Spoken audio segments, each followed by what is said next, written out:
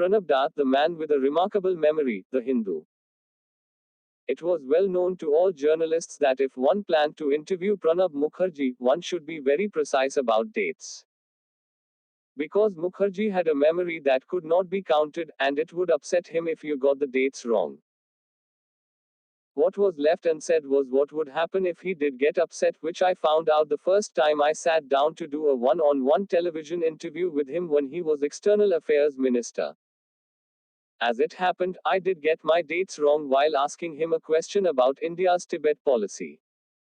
Not very wrong, but enough to see his color and tone change. "Don't assume we are fools, madam," he said, controlling his temper just enough to let me complete the interview, albeit with my heart in my mouth.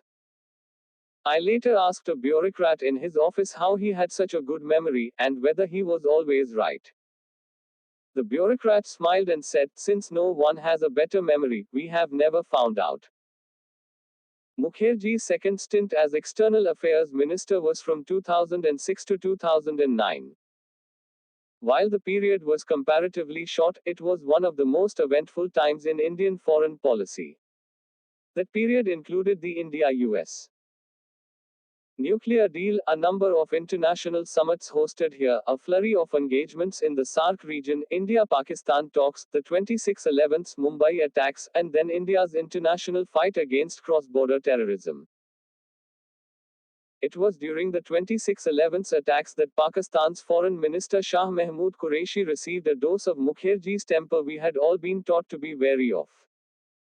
On November 26, 2008, he was in Delhi for bilateral talks with his counterpart. After the terrorists struck, it was expected that Mr. Qureshi would head back immediately, or at least give some explanation of Pakistan's role in the attack clearly orchestrated from its soil. Instead, Mr. Qureshi stayed back to address the women's press corps the next day, where many of us were present. In the middle of his talk, he received a call and stepped away. Years later, in his memoir, Mukherjee wrote about what he had said. "Mr. Minister, no purpose will be served by your continuing to stay in India," he began. Soon after, Mr. Qureshi returned to Islamabad, on a special Pakistan Air Force aircraft sent for him, his face ashen. For the large part, however, Pranab Da had a way of charming all with his sense of humor. Each of his bilateral interlocutors were left in awe of his knowledge of history. During a visit to Taxila in Pakistan, he had attending museum historians agog as he recounted the ancient site's glorious history. He ran an open house for journalists throughout, and always had time for a chat during his visits abroad. As president, he was famous for increasing the number of journalists invited to all official events, and did away with the officious ropes that used to segregate journalists from other guests. The ropes have returned since then. Being part of his entourage, one heard stories of his softness in personal ties as well. His soft corner for Prime Minister Sheikh Hasina, who had been looked after in Delhi by the Mukherjees after her father's assassination in 1975, was well known.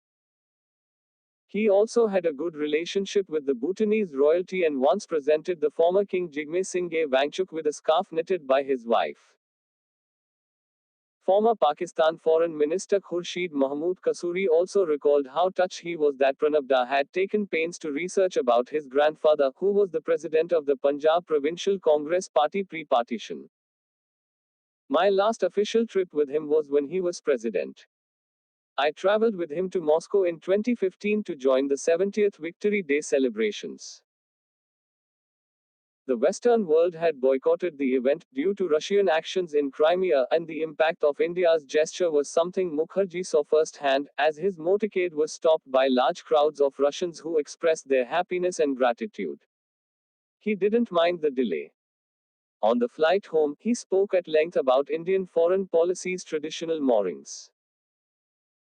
Even when I asked a contentious question about India's policy towards the army's role in the world wars, he smiled before beginning, "You clearly don't know your history, madam."